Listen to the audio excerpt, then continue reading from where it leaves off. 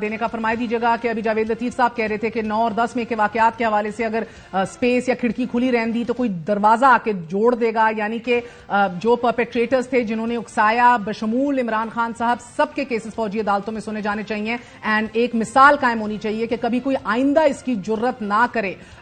کیا یہ انشور کرنا اور آپ سب کو الیکشن میں بھی ایک آزادانہ طور پہ اترنا یقینی بنانا، یہ میوچولی ایکسکلوسیو چیزیں تو نہیں ہیں؟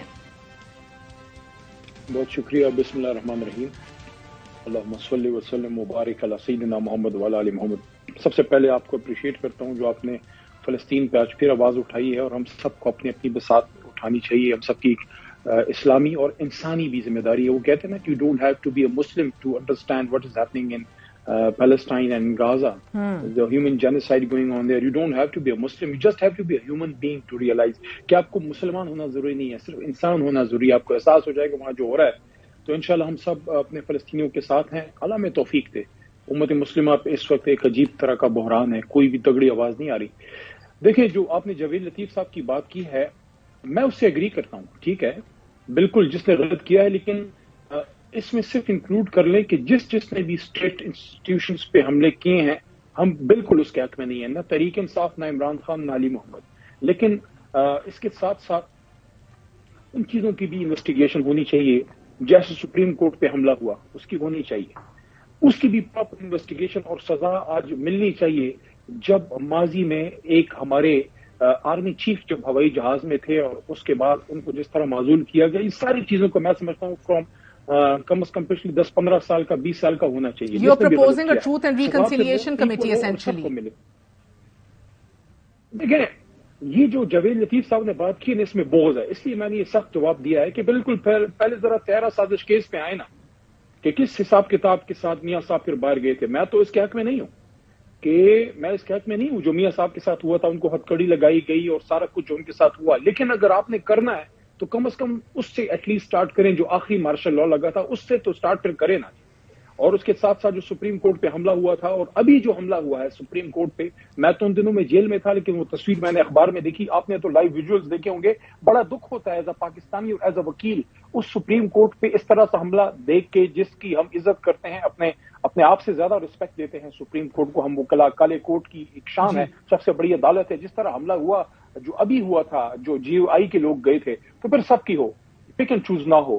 دیکھیں، میں نے ایک بات کی تھی مہر بی بی، اور میں اس پہ قائم ہوں، وہ یہ ہے آزاد شفاف الیکشن ہو، لیول پلینگ فیلڈ ہو، اور موقع سب کو ملے ایک بار پھر مین فریم میں آ کے سیاست کرنے کی۔ جن لوگوں سے غلط ہوا، اب الیکشن سر پہ کھڑے ہیں، which brings me to this point right now۔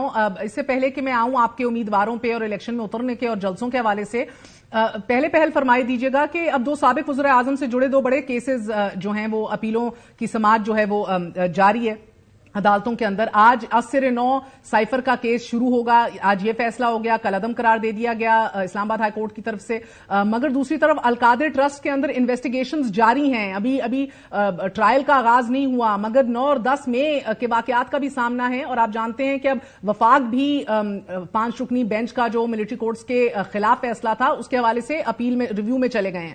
تو اب یہ فرمائی دیجیے گا کہ سر یہ آف کورس سارے فرنٹس کھلے ہوئے ہیں، ریئلسٹکلی تو آپ کی لیڈرشپ عمران خان کی صورت میں الیکشن لڑتے نہیں دکھائی دے رہی۔ اب اس بحران میں یا اس ویکیوم کے اندر آپ کو لیڈ کون کر رہا ہے؟ جلسے ابھی تک شروع نہیں ہوئے، پلان کیا ہے ایگزیکٹلی؟ کون یہ لسٹیں جو ہے فائنلائز کرے گا کہ کون سے امیدوار کو کدھر سے کھڑا کرانا ہے، کس کو ٹکٹ دینا ہے، کس کو نہیں دینا؟ It's a long question. I hope I get so much time to answer it. دیکھیں، پہلی بات تو یہ ہے، لیول پلینگ فیلڈ ہو، کسی جماعت کو، چاہے ہم ہو چاہے کوئی ہو، دیوار سے نہ لگایا جائے۔ جو ماضی میں ہوا اس کا ازالہ یہ نہیں ہے کہ ان غلطیوں کو دوبارہ دہرایا جائے، چاہے وہ غلطی سن 90 میں ہوئی ہے آئی جی آئی کی شکل میں یا چھانگا مانگا پالیٹکس میں، چاہے وہ غلطی جو ہے سن 99 یا 2000 میں ہوئی ہے پیٹریوٹس کی شکل میں، یا کیو لیگ جب نون لیگ کو توڑ کے بنی، یا ابھی جو غلطی دہرائی جا رہی ہے۔ What is P T I parliamentarian? For God sake, سب کو پتا ہے عمران خان کا تحریک انصاف کا ووٹ تھا۔ وہ لوگ جن کو آپ مجھے بتائیں مہر بی بی، آپ کب سے پالیٹکس کور کر رہی ہیں؟ آج جو وہاں اپنے آپ کو وزرائے اعلیٰ کے کینڈیڈیٹ سمجھتے ہیں، کبھی کسی نے اٹک کیس پر نام بھی سنا؟ Same goes with the people, یہ جو یہاں پہ بنے ہیں استحکام پارٹی۔ دیکھیں، یہ چیزیں پاکستان کی پالیٹکس اس سے آگے نہیں جائے گی۔ بڑی سیاسی جماعتوں کو نقصان پہنچا کے ملک مضبوط نہیں ہوگا. جتنے ادارے اس ملک کے لیے ضروری ہیں اتنے ہی قومی جماعتیں بھی ضروری ہیں. نہ نون لیگ کو توڑا جائے، نہ پیپلز پارٹی کو، نہ تحریک انصاف، نہ کسی اور. ایک لیول پلینگ فیلڈ ہو اور یہ ملک مضبوط ہو. جب تک سیاسی استحکام نہیں آئے گا آپ کا معاشی استحکام نہیں آ سکتا، اور جب معاشی استحکام نہیں ہوگا ملک ویک ہوگا. سر اب آئی پی پی کا یہ دعویٰ ہے کہ 90% تو پی ٹی آئی اب آئی پی پی کی صورت آ گئی ہے. وہ ہر کوئی ادھر جا کر کہتا ہے کہ 90% وی فیل ایٹ ہوم بیکاز ہم تو ان سب لوگوں کو جانتے ہیں اور انہیں کے ساتھ اٹھنا بیٹھنا تھا، اور یہی پی ٹی آئی ہے. مجھے ایک بات بتائیں، آپ میری بہن ہیں اور آپ کو پتا ہے کہ کاشف صاحب اور آپ سب کی میں کتنی عزت کرتا ہوں، لیکن آپ کاشف صاحب اور آپ دونوں مل کے باہر کہیں اور پروگرام کہیں، کیا وہ ایئر بائی بن جائے گا؟ آپ کسی اور جگہ بیٹھ کے بھی لوگ کریں، وہ ایئر بائی نہیں ہوگا، وہ کچھ اور ہوگا، شاید اس سے بہتر ہوگا، لیکن ایئر بائی نہیں ہوگا. تو کہنے کا مقصد یہ ہے پی ٹی آئی وہ تھی اور ہے جو عمران خان اور تحریک انصاف کی جو 27-28 سال کی جدوجہد ہے، آپ ان لوگوں کو ہم سے توڑ توڑ کے لے کے وہاں آپ نے بٹھا دیا ہے. گلدستہ آپ بنا لیں وہ باغ نہیں بنتا، کیونکہ وہ پھول اس شاخ سے کٹ چکا ہوتا ہے، وہ کچھ دیر کے لیے ہوتا ہے پھر مرجھا جاتا ہے. آپ نے کچھ تھوڑے سے پھول کٹے کرنے ہیں توڑ کے. دیکھیں I wish them luck they are Pakistanis, میرے بھائی ہیں، پاکستانی ہیں، لیکن اگر سیاست کی بات ہے مقابلہ پنجاب میں تحریک انصاف کا ہے نون کے ساتھ، سندھ میں ہے پیپلز سر پارٹی علی محمد صاحب اس گلدستے میں آپ کو دعوت دی گئی تھی کہ آپ بھی شریک ہو جائیں؟ کے ساتھ جی آپ کو بھی دعوت دی تھی آئی پی پی میں شریک ہونے کی؟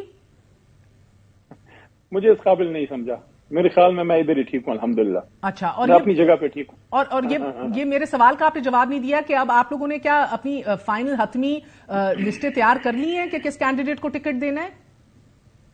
دیکھیں میئر صاحب بہت حد تک کام چیئرمین صاحب خود جیل جانے سے پہلے کر چکے ہیں.